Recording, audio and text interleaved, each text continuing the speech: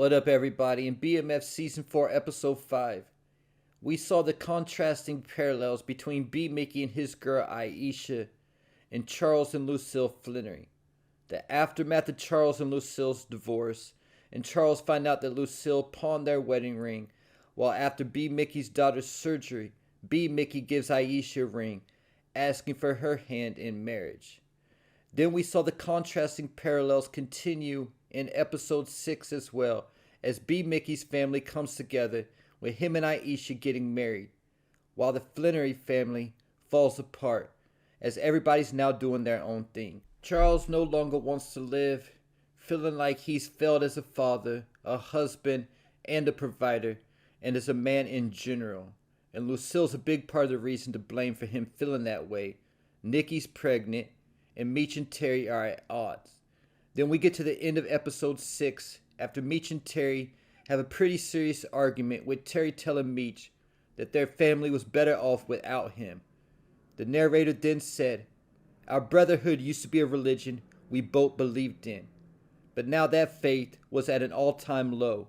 Secrets, lies, and distrust had left them vulnerable." For it to then show B-Mickey and his wife Aisha looking down at their daughter, talking about how blessed they are. And since the title of this episode was called Bad Religion, I think the saying fits that B-Mickey and Aisha were revealed to be wolves in sheep's clothing. All season coming around so humbly, acting like they weren't a threat to anybody, even getting close with Meech and T's parents, Charles and Lucille, only to find out that B-Mickey has been plotting against Meech and T this entire time, and that Lamar's secret visitor when he was leaving rehab was also revealed to be B-Mickey, giving Lamar the drop to where Meech and Terry were gonna be, so that B-Mickey could shoot Lamar as he was attacking Meech and T as a way to gain their trust and get back in good with them. So it didn't work with Meech, but it worked with Terry. And also keep in mind that B-Mickey had to earn either Meech or Terry's trust, and not just have Lamar wipe them out. He had to come up with a full plan and operate like a chess player, because he first needed the money to pay for his daughter's surgery. Now going back to the beginning of the episode, when Meech said Mexico made him realize how much of a vulnerability T was. And the episode began with B-Mickey in St. Louis, sent by Terry to do a hit on Jay Pusha. But when B-Mickey took the shot, he missed on purpose, knowing that it would light a fire between Pusha and the Moors. Keeping in mind what B-Mickey told Terry in episode 5 when Terry had him in St. Louis doing recon work. He told Terry that his boy Jay Pusha got caught off sides, and the next flag, both teams were going to blitz.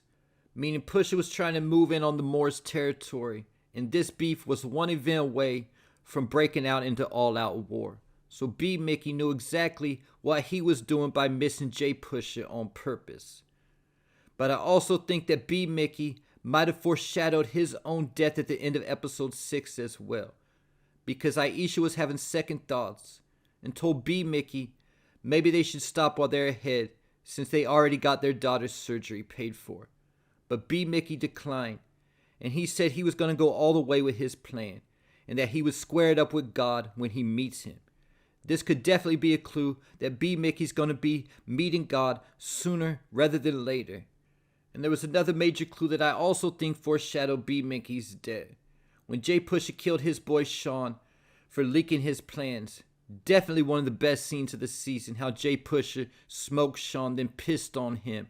An Easter egg from when Lamar killed old boy from the 12th Street crew, and as he was dying, he dumped the shit bag on him. But as this was taking place, Jay Pusha said something to Sean to keep in mind. He told him that he was going to have one hell of a funeral, meaning that either though Jay Pusha was the one who killed Sean, because Sean was his number 2, he was still going to give Sean a big blowout funeral and pay for everything himself. And in the same type of way, we also know that the Flannery family is going to be attending a funeral themselves at some point in season 4. Like I talked about last week, we know there's Meech, Terry, Hoop, Lucille, Nicole, Breeze, Tina, and I believe the other girl I couldn't identify last week is LaWanda, and that the man passing through from the side is most likely Charles.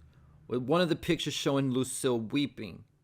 And the only people she would weep for, other than her own family, I believe, is B-Mickey, because she considers him family, and because everything they've been through this season. And I know the real life B-Mickey, D-Meeks, is still alive in real life, but at the same time, keep in mind he was no longer in Meech or Terry's life at this point in time. Because of that, they could easily kill him off the show, similar to how the real Kato is still alive, but they killed her off the show in season 1. But the question is, who's it going to be that takes B-Mickey off the board? Will it be Meech or Terry potentially killing B-Mickey themselves? Or potentially one of their soldiers could take B-Mickey out like Hoop or Sterling Black. But at the same time, while B-Mickey's playing chess, not checkers, staying a step ahead of Meech and Terry and trying to take them out, he's also made one big mistake. B-Mickey thinks that he killed Lamar Silas, but of course, we all know that Lamar's still alive and crazier than ever. And if he knows that B-Mickey is who shot him, B-Mickey and his entire family could potentially be in danger. And that might be why we don't see anybody from B-Mickey's family at the funeral scene, either though there's only one casket at that scene. Now looking into B-Mickey's betrayal and exactly what's going on with that and what's the cause behind it. One thing to keep in mind is that B-Mickey was never a subordinate soldier for Meech. He was Meech's second grade buddy and saw Meech as more of an equal than a boss. That's why from the beginning, he never followed Meech's rules. He shot J-Mo on his own without getting word from Meech first. And this is the whole reason why Meech has problems with Bryant to this day. Then after that, B-Mickey started hooking up with Kato behind Meech's back, which was against the rules. Then going into season 2, B-Mickey started working with Detective Bryant, never telling Meech until the day he was about to snitch on him, wearing the wire. But B-Mickey's also been through a lot of trauma since the series has started also.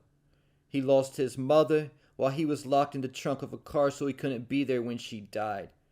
Then he killed his first love, Kato, only to find out that she was pregnant with his child. Then at the end of season 2, Meech disowned him, and Meech and the Flannerys were the only family that B-Mickey had left at that point. So B-Mickey hit rock bottom. And B-Mickey told Aisha that he's doing this to make sure that Meech and Terry never fuck anybody else over again. Similar to Bryant blaming Meech and Terry for Kevin's death, it seems like all the trauma and the pain that B-Mickey's been through, he's blaming it all on Meech and Terry. But on the contrary, this is why B-Mickey has so much love for Aisha. It's because she found him when he was at his lowest point, when he had nothing, and helped him get back on his feet. And episode 6 only showed the wedding reception, and not the actual wedding, but we did get a preview of the vows when B-Mickey was on the rooftop waiting for Jay Pusher.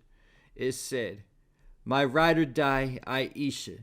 I was broken, but you were the light that brought me out of darkness. I still remember the day you found me at White Castle. I looked like shit, but you saw something in me." And there you have it. Leave your thoughts, theories, and predictions in the comments.